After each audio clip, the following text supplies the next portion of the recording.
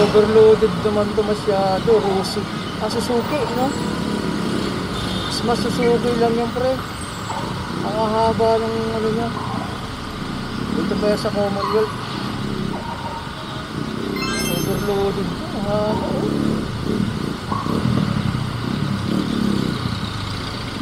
Ayan kaya, di ba? Pero ano, hindi naman siya lagpas ulo. Pero overloaded lang talaga.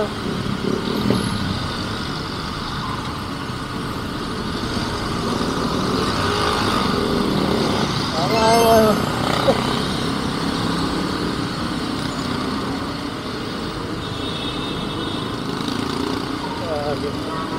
Ayan kaya ni Kuya, oh. Relax na relax. Siguro itong mga nandito na nagbabantay traffic, hindi talaga ito naninita na mga ganyan. Dumaan, ano na, hindi naman siya. Ilang ano na, Dipos lang pala yung nadadaanan niya, hindi MMDA. Tama, Dipos lang yung mga nadadaanan niya, kaya hindi siya nahuhuli. Hindi na pwede dito yan eh, ganyan kalaki sa tingin ko. Sobrang laki. Oh.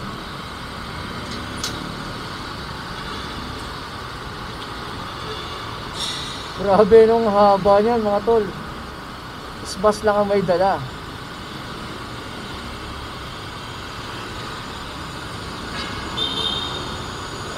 Wala naman sa ibang dala, yan lang talaga. Pero sobrang haba niyan eh. Doble ng haba ng motor niya. Kaya yung motor niya ganun kahaba. Yung dulo, doble ng haba ng motor niya. So okay lang pala yan dito sa Commonwealth. Yan, wala namang, alam ko nakita na yan eh, ng mga Dipos. Ayan, mga yan. Dami-dami yung mga Dipos din sa paligid eh. Pero hindi siya sinisita mga tol. Kaya ito kakabot si Kuya. Straw lang din naman nakatali, pero okay yung pagkakatali niya, solid ha. Hindi basta-basta natatanggal eh. Hindi ito ligtas sa kalsada eh. Sa tingin ko kasi, paano pag napigtas yan, tapos bumagsak. Dapat yung tali talaga niya, yung strap na ano, yung parang tela.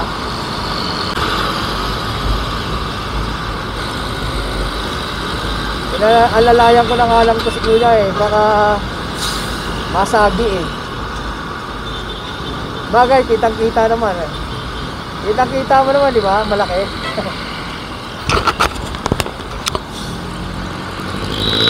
So, sa Commonwealth, success siya sa Commonwealth. Wala talagang naninita.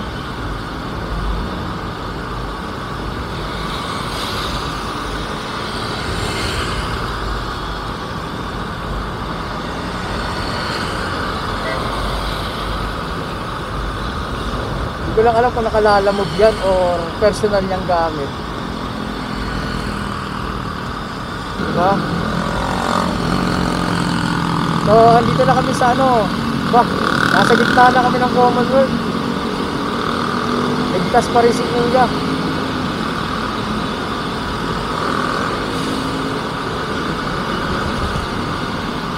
Hindi na siya umiinit, diba? Talagang focus lang siya.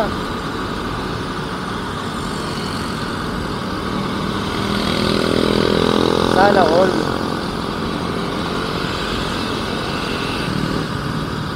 Huwag na natin kausapin kasi kakausapin ko sana si Kuya kaso baka ma-distract siya. Ayun.